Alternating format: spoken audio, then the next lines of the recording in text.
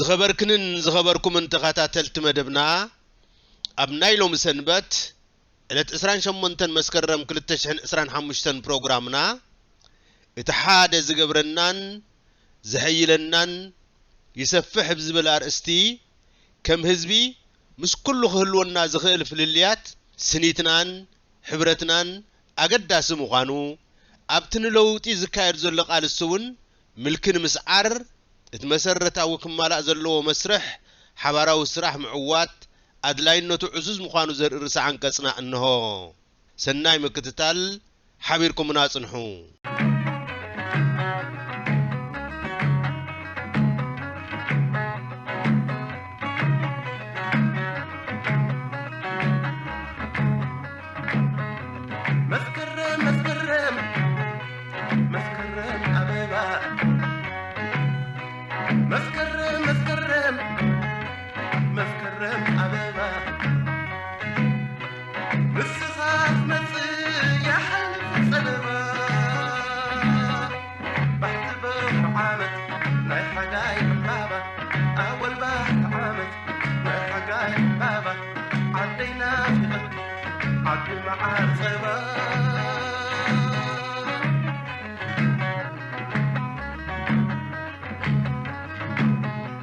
ክቡራትን ክቡራንን ሰማዕትና እቲ ሓደ ዝገብረና ይሕይልን ይሰፍሕን ብዝብል አርእስቲ ንሎሚ ዝተዳለወ ርእሰ አንቀጽ እንሆ ዘቕርበልኩም ኣስገደት ምሕረት አብ እየ። ህዝቢ ኤርትራ ን30 ዓመታት መሬርን ጽንኩርን ቃልሲ አካይዱ ናጽነትን ልዑላውነትን ሃገር ከረጋግጽ ናይ ምብቅዑ ምስጢር ንናይ ታሪኽ ተመራመርቲ ከይተረፈ ኣዛራብነቱ ክሳብ ሎሚ ኣይሓሰሰን። ብዛዕባ ምስጢር ናይቲ ናብ ዓወት ዘብጽሐ ጽንዓት ብዙሕ ምዝርዛር ከም ዝከኣል ርዱእ ኮይኑ እቲ ጎሊሁን በሪኹን ዝረአ ምኽንያት ኤርትራውያን ብሓባር ኣብ ዙርያቲ ሓደ ኣብ ዝሓየለን ዘሰፍሐን ወሳኒ ራእይ ነጻነት ምዕሳልና እዩ ዝብል እቲ ዝደመቐ ትርጉም ናይቲ ምስጢር ዓወት እዩ። እቲ ኣብ ቃልሲ ኣንጻር መግዛእቲ ዝተራእየ ሓደ ኣብ ዝገብረና ምጽዋርን ምክኣልን ተገዚእካ ምዕሳል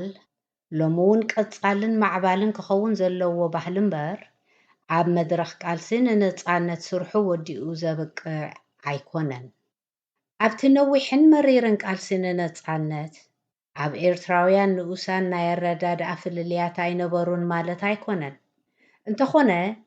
እቶም ሃይማኖታዊ፣ ቋንቋዊ፣ ባህላውን ካልኦትን ጽልዋ ዝነበሮም ፍልልያት ኣብ ትሕቲ እቲ ዓብዪ ናይ ነጻነት ራእይ ዝቕለሱን ዝመሓደሩን እምበር ግምት ዘይወሃቦም ኣይነበሩን። እዚ ብቕዓትን ትዕግስትን ከዓ ነፍሱ ዝኸኣለ ናይ ዓወትና ምስጢር እዩ ነይሩ።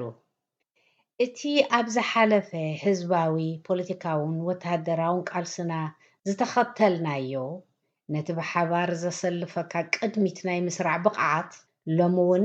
ክንክተሎ ዝግባዕና መሰረታዊ ተረድኦ እዩ። ሎሚ ኣብ ክንዲ ነቲ ብግብሪ ዘዕወተና ምጽዋር ብዝያዳ ንሕይሎ ናይ ዘለቕለቕን ጸቢብ ስስዕን ምልክታት እንተርኢና ነቲ ብተመክሮ ዝተረጋገጸ ምስጢር ዓወታትና ዘዳኽም ስለ ዝኸውን ኤርትራውያን ፍሉይ ቆላሕታ ሂብና ክንግንዘቦን ክንሰርሓሉን ይግባአና። ከምኡ እንተዘይጌርና ግና ኣብ ቅድሚቶም ታሪኽ ጽንዓት ሓድነትን ምክኣልን ህዝብና ዝፈልጡ ኣካላት ከይተረፈ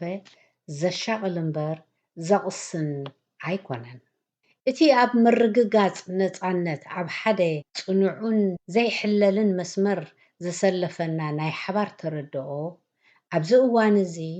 ኣንጻር ልዑላውነትና ዘንጻላሉ ካብ ዘሎ ናይ ግዳም ድፍረት ንምዕቃብ እውን ዘመናዊ ምዕባለ መራኸቢታት ኣሰኒኻን ቃኒኻን ዘሰዓብ እምበር ግዚኡ ዝሓለፎ ኢልካ እትገድፎ ኣይኮነን። እቲ ሓሓሊፉ ብመንግስቲ ኢትዮጵያ ዝረአ ዘሎ መርትዖ ዘይብሉ ብልዑላውነት ኤርትራ ክጣላዕ ላዕልን ታሕትን ምባል ኣዕጊስካ ግቡእ መንገዲ ንምትሓዙ እውን ኣብ ዙርያቲ ሓደ ዝገብረና معقب بخبر واقع زترقاقز العلاونة هزبن حقرن عصنعنا كنتكل مرجع زيكونه قديتا إيو عبارة مخنياتات بمزرزار لعلاونة إرثرا انت زي قحسنا إلوم زعلو بطوزو لو ناي قدام وقنات كفترو زدليو مطالعي الشرحي من البات مسهلو معبالي ناي ملكع فللي انت زي هالليو ببهريو كابتم قدم 80 عامتات جميروم زفحسو زنبرو إرتران هزبان عمت إركا ناي منبركا خوديتات زتفلي أيكونن እቶም ዘቐርቡ ስንኩፋት መመሳመሲ ምኽንያታት ድማ ወየጽኑዕ መሰረት ዘይብሎም ከከም ግዚኡን ባህሊኡን ተለዋወጥቲ እዮም። ሜጀር ጀነራል ተሾመ ገመቹ ዝተባህለ ኣብ ሰራዊት ኢትዮጵያ ዳይረክተር ክፍሊ ዲፕሎማስን ናይ ወፃኢ ምትሕብባርን ኣብ ዝቐረባ መዓልታት ፕራይም ምስ ዝተባህለት ሚድያ ኣብ ዝገበሮ ቃለ መጠይቕ ከም ወሰንቲ ረቑሒታት ንምውናን ኣፍ ደገ ባሕሪ ኢሉ ኤርትራ ኣኽሊል ልዕላውነት ኣብ ዝደፍኣትሉ ኣፍልጦ ዝሃባ መንግስቲ ኢትዮጵያ ጊዜያዊ ስለ ዝነበረ ኣብ ግዜ ደርጊ ዓሰብን ከባቢኣን ካብ ኤርትራ ዝተፈልየ ምምሕዳር ምንባሩ ኢትዮጵያ ካብ ኣፍ ደገ ቀይሕ ባሕሪ ዘለዋ ርሕቀት ቀረባ ምዃኑ ኣዲስ ኣበባ ከይተረፈት ካብ ባሕሪ ብዝትኮስ ከቢድ ብረት ክትውቃዕ ስለ እትኽእል ንጸጥታና ኣስጋኢ ብምዃኑ እናበለ ክዝርዝር ተሰሚዑ እዚ ጀነራል መንግስቲ ኢትዮጵያ ዘይስገር ኮይኑዎ እምበር ፈትዩ ንልዑላውነት ኢትዮጵያ ኣፍልጦ ከምዘይሃበ ዝዘንግዐ እዩ ቀዳማይ ሚኒስተር ዓብይ ኣሕመድ ብወገኑ ናሃልክን ሸንኮለልን ክብል ኣብ ዝቐረባ መዓልታት 1000 ዓመት ዝወሰደ ጉዳይ ሩባ ዓባይ እኳ ዝፈታሕናዮ 30 ዓመት ዕድሚኡ ጉዳይ ኣፍ ደገ ባሕሪ ጽባሕ ስለ ዝእርም ዘጽግመና ኣይኮነን ዝበሎ እውን ሓድሽ እኳ እንተዘይኮነ ኣዝዩ ዘተዓዛዝብ እዩ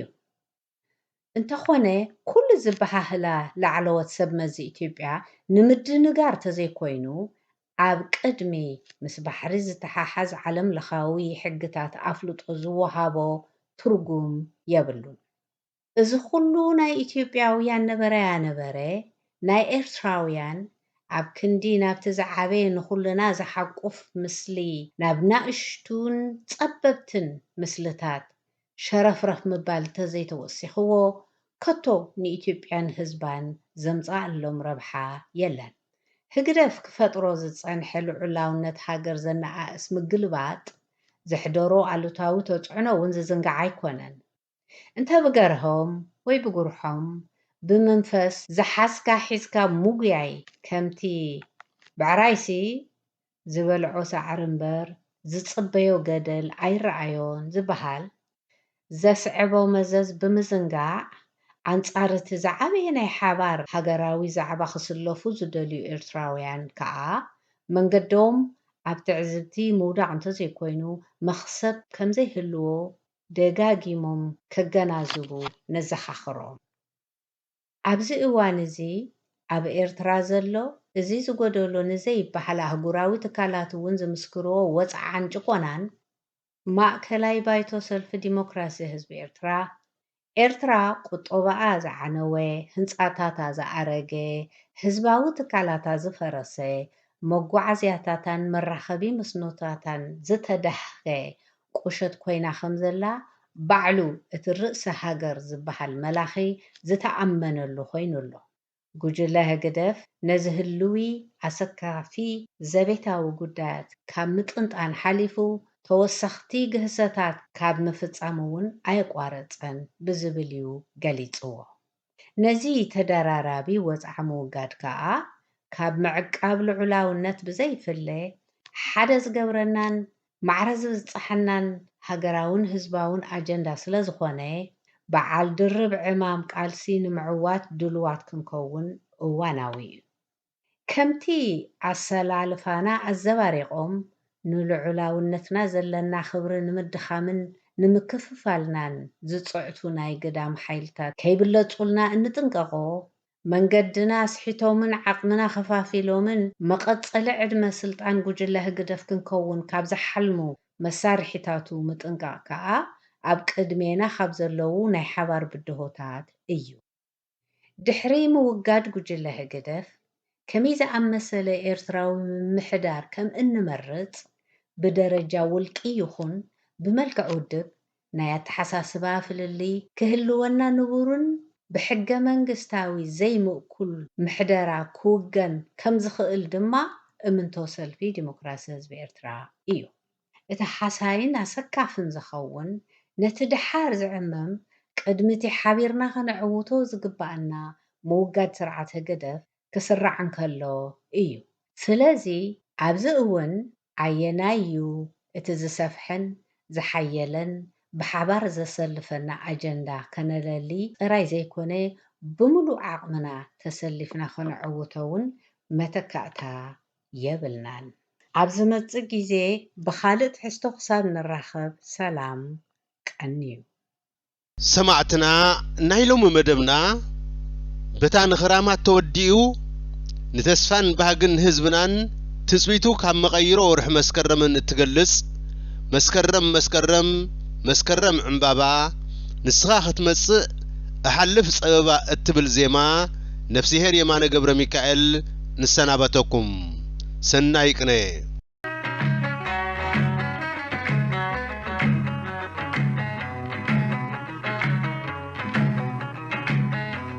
ዕምባባ መስከረም ወርቃዊ ሕብሪ ፀሓይ